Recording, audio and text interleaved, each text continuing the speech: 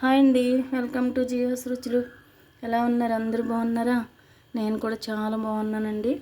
ఈరోజు మనం మామిడికాయ పులిహోర చేసుకుందామండి. దానికి మామిడికాయ తురుముకున్నాను. ఒక మీడియం సైజ్ మామిడికాయ తురుముకున్నానండి. పల్లీలు, ఎండుమిర్చి, పచ్చిమిర్చి, కరివేపాకు, అలాగే మనం రైస్ కూడా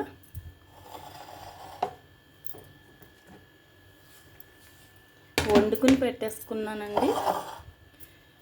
ఇలా పొడి పొడిగా అన్నం వండినప్పుడు ఇందులో ఒక స్పూన్ ఆయిల్ వేసుకుంటే ఇలా పొడి పొడిగా ఉంటుంది. అన్నం వండి పెట్టేసుకున్నాను. ఇప్పుడు ప్రాసెస్లోకి వెళ్ళిపోదాం.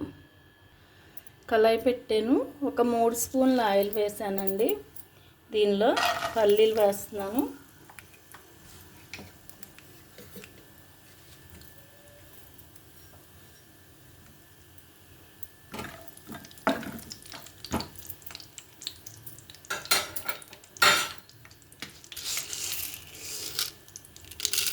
శనగపప్పు కూడా వేస్తున్నాను.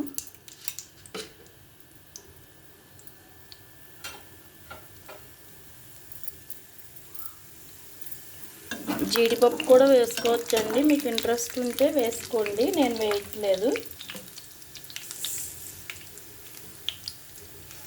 ఆవాలు వేస్తున్నాను.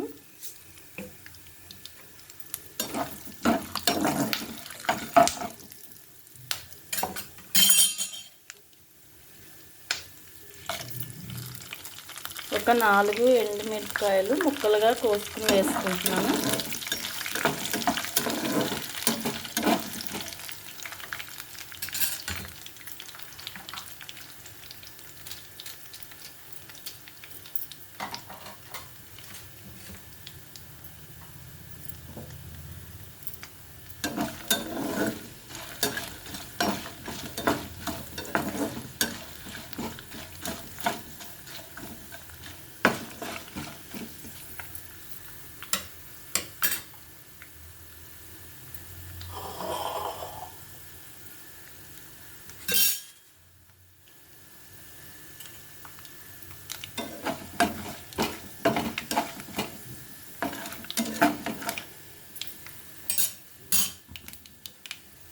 పచ్చిమిర్చి వేస్తున్నాను. కరివేపాకు,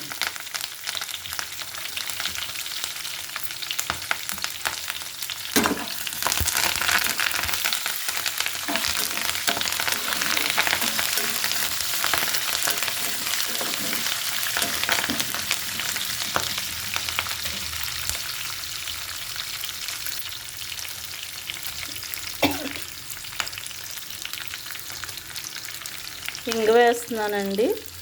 పులిహోరకి ఇంగువ మెయిన్.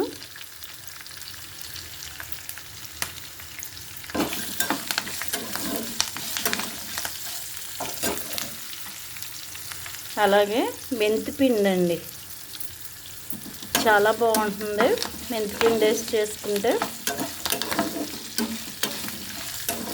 చింతపండు పులిహోర అయితే చింతపండు గొజ్జులో వేసేస్తాము. ఇది కంపల్సరీ తాలింపులో వేసుకోవాలి.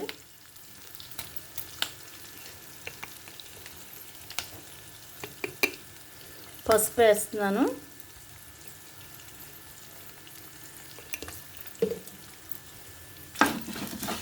పసుపు ఆయిల్లో వేసుకుంటే, తాలింపులో వేస్తే ఆయిల్లో కలిసిపోయి అన్నం అంతా బాగా స్ప్రెడ్ అవుతుంది. ఇప్పుడు మామిడికాయ తురుము వేసేస్తున్నాను.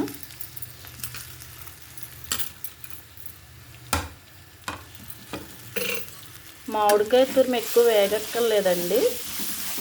కలిసిన వెంటనే స్టవ్ కట్టేస్తున్నాను. బాగా మగ్గిపోతే దీని ఫ్లేవర్ వేరుగా ఉంటుంది. ఇలా పచ్చిదే బాగుంటుంది. స్టవ్ కట్టేసానండి.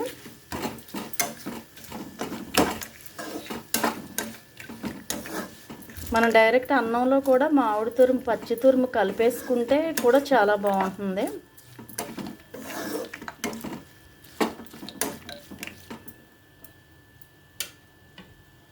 స్టవ్ కట్టేసానండి. ఇప్పుడు రైస్ వేసేసుకుందాము.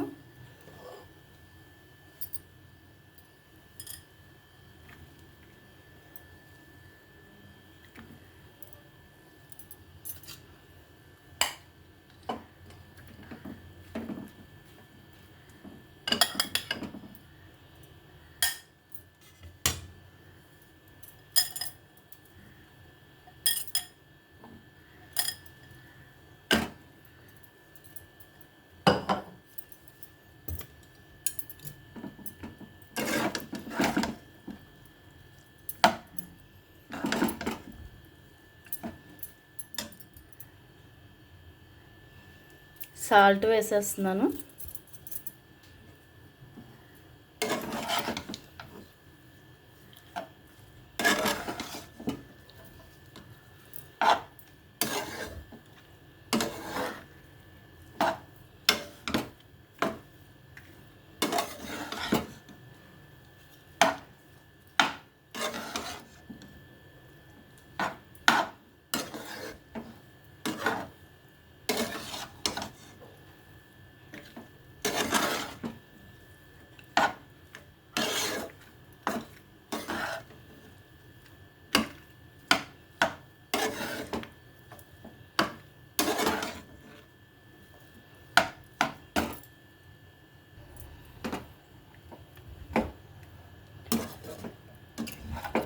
కలిసిపోయిందండి మొత్తం.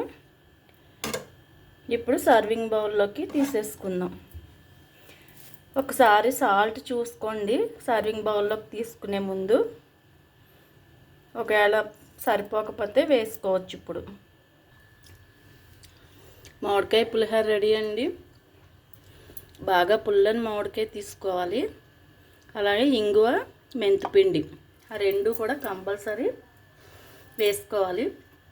మెంతిపిండి వేస్తే చాలా చాలా టేస్ట్గా ఉంటుందండి, కమ్మగా ఉంటుంది. తప్పనిసరిగా ట్రై చేయండి. ఎలా ఉందో కామెంట్ పెట్టండి.